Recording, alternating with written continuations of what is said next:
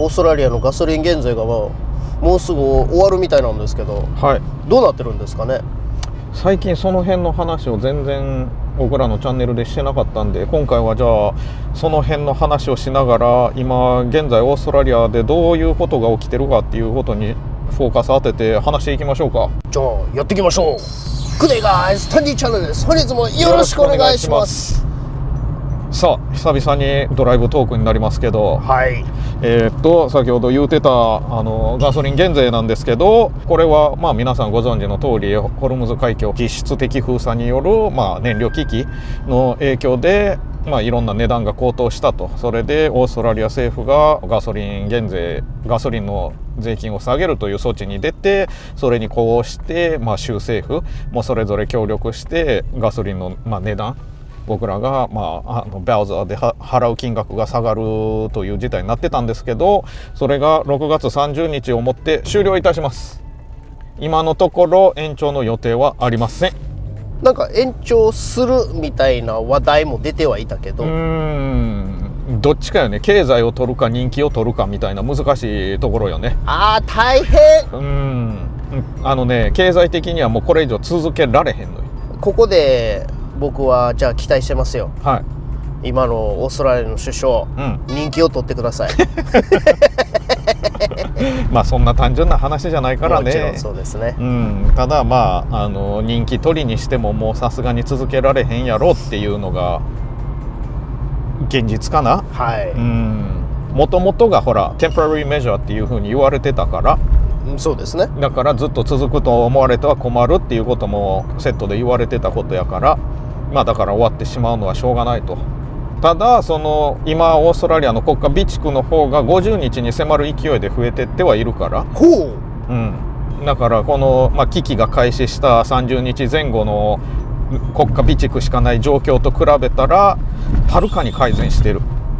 いつの間にそんなに改善してた。やっぱやるときはやるんですね。で、国際エネルギー機関が新たな警告を出してまして、北半球の夏8月頃ですね、になるとやっぱりどうしても世界的に旅行のピークシーズンが来ると。それに合わせて一気に燃料が消費される、つまりレッドゾーンに突入するんじゃないかというふうな懸念が発表されております。多分するでしょ。それは分からへん。っていうかだってほら供給が戻ってへんから、問題はそこや。供給が回復傾向にあったら、そういう懸念も多分なくなると思うんよ。でも供給が戻ってきてへんから、そしたら今ちょっと増えててもそれ使ってしまうわけやから。でもそのためにほら各国が備蓄を放出してってうまく回してきてるから、そんな8月にいきなりレッドゾーンに突入するっていう見方はちょっと無理が、極論すぎる。その8月一気に減少してそこから先がちょっと苦しくなるっていう程度やったら分かるけど、8月一気にね消費のピークを迎えるから8月いきなりレッドゾーンですっていうのはちょっと拡大解釈が過ぎるかなと思いますね。っていうかその可能性を示唆してるんであって、その IEA 自体が可能性を示唆しているんであって、別に絶対的にそうなるって言ってるわけじゃないから。あとあれでしょ、そういうニュースを発することによってまだコンプライセントにはならないでねっていう、そういうことやな。置いといて、次のニュースいきますけど、あとオーストラリアではこの危機が開始してすぐにDirty Fuelって、高硫黄燃料ですね。そうですね。が供給されるようになったんですけど、その措置が、一旦延長されてガソリンの方が9月30日まででディーゼルが10月1日までという方向になったんですけども、それも変更なしです。もう一応この Dirty Fuel は、ガソリンの方が9月30日まで、残ってしまったストックとかがあるからそれを消費していいのが年内いっぱい。つまり2027年1月1日からはもう元の基準で供給しないとダメ。要はあれでしょ、だから9月30日までは今のその緩めの基準で緩和された基準で大丈夫、生成していいよと、でも9月30日以降はまた元の基基準にまで戻してくださいと。そういうことですね。でもそれまでに残ってるから、やっぱりそんなギリギリで回してるわけじゃないから、そしたらその分はまあ理想としては年内中に使い切ってくださいと。理想じゃない、もう絶対。絶対的に。で残った分は今度じゃあ国外に輸出されていく分に回ると、その辺はちょっと分からへんけどいうふうになるんではないでしょうか。はい。そしてまさか海に捨てるわけにいかんからね。だから絶対使い切らなあかんと。で、ディーゼルに関してなんですが、その絶対が10月1日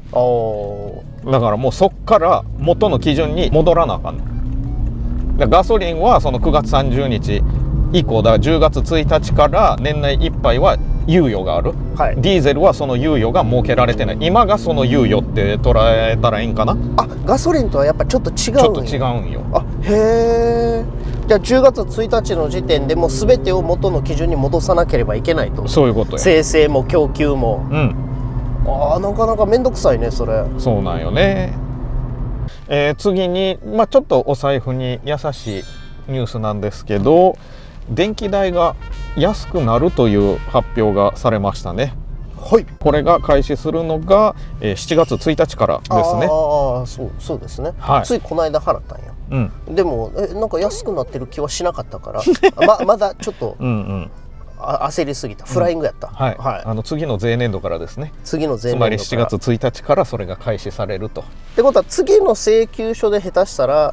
もう安くなってる部分がかもしれない。ただ残念ながらこのタイミングでそのガソリン減税も一応終了する予定なんで、だから電気代で浮いた分をガソリン代に回すということになるかもしれない。そして、電気の話をしてたら、じゃあガスはどうなんだという質問になってきますけど、オーストラリアはガスがですね、過去の動画でもお伝えしたと思うんですけど、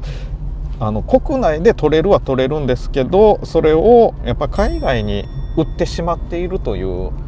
現実がございます。もちろんその、Domestic Gas Reservation Scheme というね新たな法律が施行されるわけなんですけども、海外に売る前に一定量国内のために残しておきましょうという、強制力のある法律ですね、が、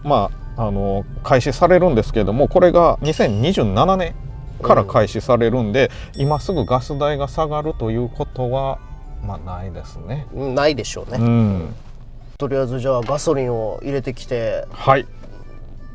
続きを取っちゃいましょう。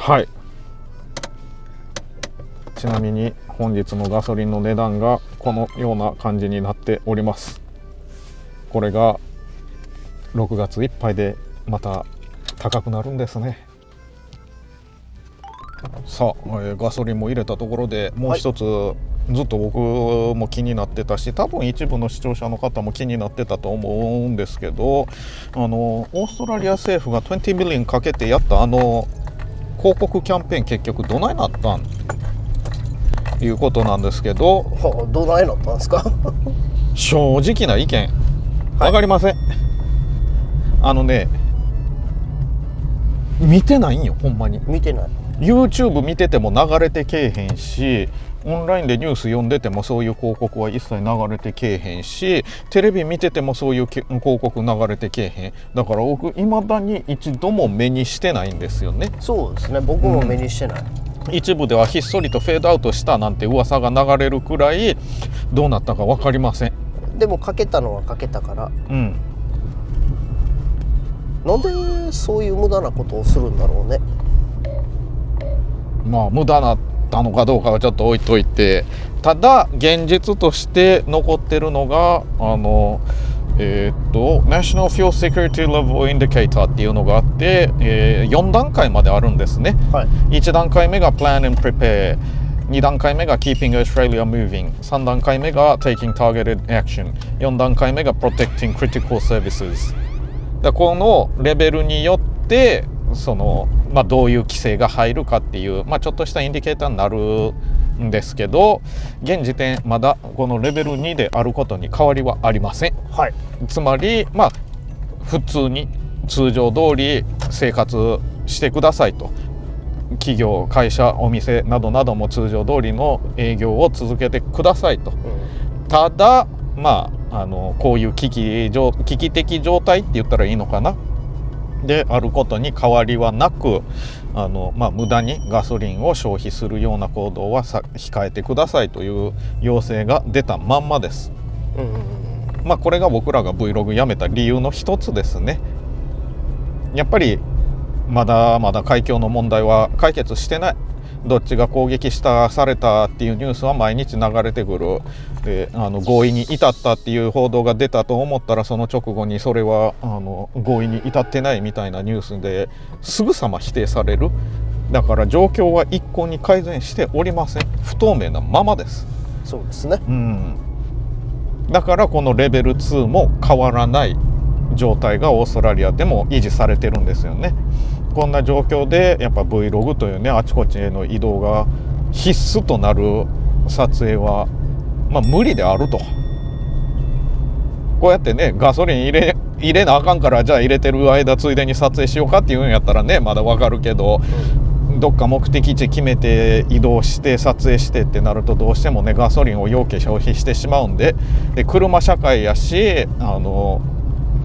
絵的にいいっつったらええんか、魅力のある場所を撮影しようと思ったら、どうしてもその公共交通機関ではなかなか行きにくいような場所とかまで行く必要があるってことは、やっぱどうしても車を使う必要がある。でこの状況下でそういった車を使った移動っていうのは避けなければいけない。オーストラリアの首相もね、国民向け演説で無駄にガソリン消費しないでねっていう要請を出してたぐらいなんで、ってなったら今のこの社会情勢と Vlog って非常に相性が悪いと。でそれがまだ変わってないし、改善する見通しが立ってない。全然それが今のオーストラリアの状況かな。なので僕たちとしても警戒を怠らず、かといって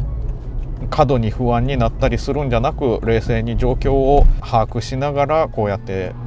動画をお届けし続けたいと思います。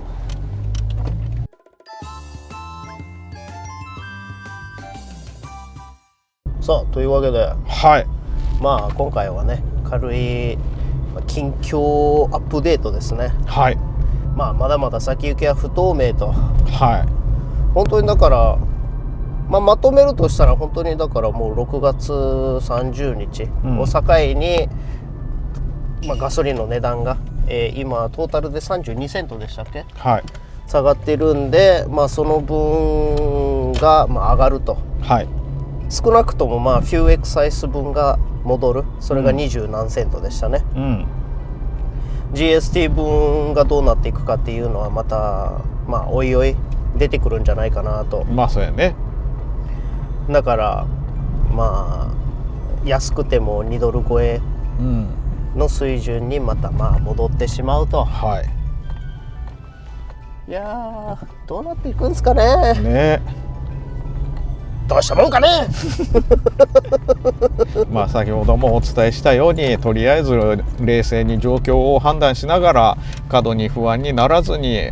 煽ったりせずに、煽られずに、いろいろ冷静に見ていこうっちゅうこっちゃな。そうですね。そのホルムズ海峡だけじゃなくて、僕らも動画で上げた AI の進化の問題もあるし、なかなか本当にいろいろ起きてるね。ただ僕らのチャンネルの動画の再生回数でも思ったんやけど、ガソリンがないって過度に不安を煽ったら再生回数はボコーンと跳ねると。でも AI の現実の差し迫った脅威の話したらガツンと下がると。もうアテンションエコノミーの恐ろしさを目の当たりにしましたね。あと、直接的に自分のその生活に影響を及ぼすか及ぼさないかのベクトルで見たら、やっぱその再生回数も納得がいくかなと。そうやな。あかん、これはまた別のトピックになってしまう。これ以上喋らせたら長くなっちゃうからね。そうですね。おっさんの悪い癖です。というわけで、本日もご視聴ありがとうございました。ありがとうございました。